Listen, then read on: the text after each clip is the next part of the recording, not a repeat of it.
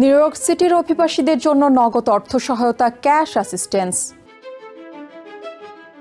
New York city শুধু আলো ঝলমলে নয়, হাজার হাজার অভিবাসী জীবন সংগ্রামের প্রতীকও এই শহর। কেউ নতুন করে শুরু করছেন, কেউ চেষ্টা করছেন তিল তিল করে গড়ে তোলা নতুন জীবনকে সামনে এগিয়ে দিতে।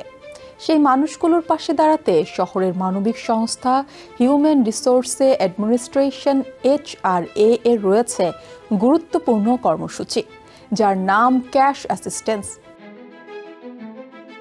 ক্যাশ অ্যাসিস্ট্যান্স কি? এটি মূলত একটি নগদ আর্থিক সহায়তা কর্মসূচি।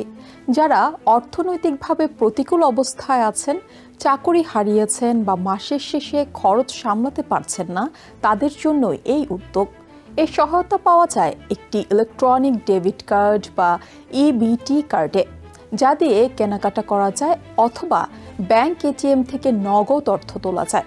এই সহায়তা শুধু আমেরিকান নাগরিকদের জন্য নয়, অভিবাসী বা গ্রিন কার্ডধারী নন তারাও কিছু কিছু ক্ষেত্রে এই সাহায্য পেতে পারেন। নিউ ইয়র্ক সিটি কর্তৃপক্ষের নীতি অনুযায়ী মানবিক প্রয়োজনের ক্ষেত্রে নাগরিকত্ব নয়, প্রয়োজনটাই মুখ্য। অর্থাৎ আপনি যদি শুধু এখানে বৈধভাবে বসবাস করেন এবং আপনার আয় খুব সীমিত হয়, তবে এই নগদ সহায়তার জন্য আবেদন করা সম্ভব। বাংলাদেশি আমেরিকানদের জন্য এটা কেন গুরুত্বপূর্ণ? অনেকেই এই শহরে ছোটখাটো কাজের সাথে যুক্ত, রেস্টুরেন্ট, ডেলিভারি, ট্যাক্সি বা টিউশনি। অনেকে আবার শিক্ষার্থী, যাদের হাতে মাস শেষে টাকাটা শেষ হয়ে যায় খুব দ্রুত। সেই সময়টাই এই সহায়তা হতে পারে একটুখানি ভরসা। এটা কোনো দান নয়, বরং শহরের সামাজিক সুরক্ষা ব্যবস্থার অংশ, যাতে কোনো মানুষ একেবারে শূন্য হাতে না থাকে। কারা আবেদন করতে পারবেন? এই প্রোগ্রামে আবেদন করতে হলে কিছু মৌলিক শর্ত পূরণ করতে হয়। আপনার পরিবারের আয় ও সম্পদ নির্দিষ্ট সীমার নিচে থাকতে হবে।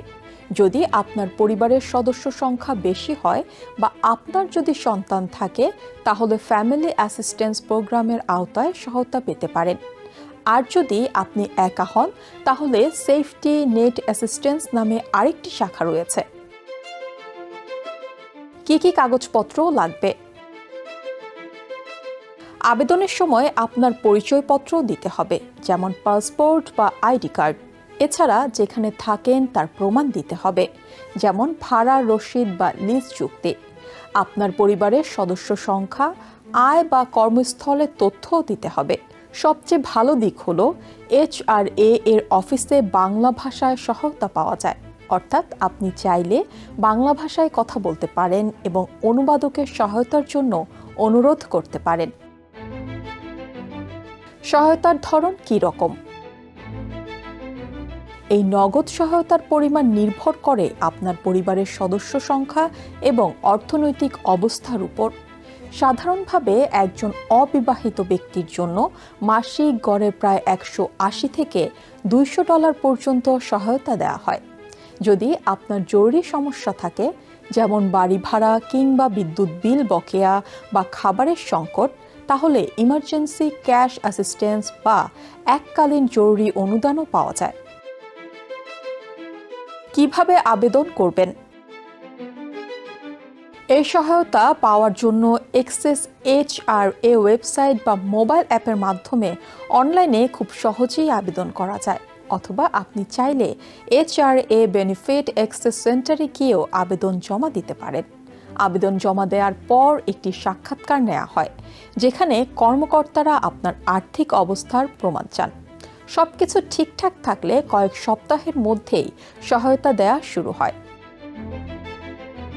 কিছু সতর্কতা। এই সহায়তা পাওয়া মানেই আপনি বড় অঙ্কের অর্থ পাবেন, বিষয়টা আসলে তা নয়। এটি সাময়িক আর্থিক সহায়তা, যা আপনার কঠিন সময়টায় কাজে আসতে পারে।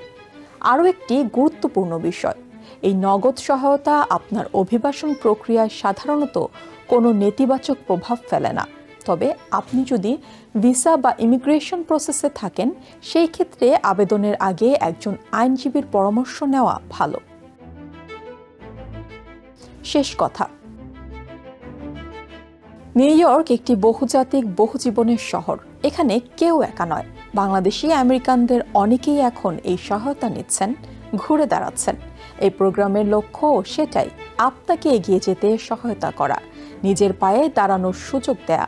সাহায্য চাওয়া দুর্বলতা নয়, এটা সচেতনতার পরিচয়। তাই যদি প্রয়োজন হয় এক্সেস HRA ওয়েবসাইটে যান আর আবেদন করুন। মনে রাখবেন, নিউ ইয়র্ক সিটি কর্তৃপক্ষ আপনার পাশেই আছে। নিউ ইয়র্ক থেকে সম্প্রচারিত TVN 24 টেলিভিশন বিশ্বজুড়ে বাঙালির কণ্ঠস্বর।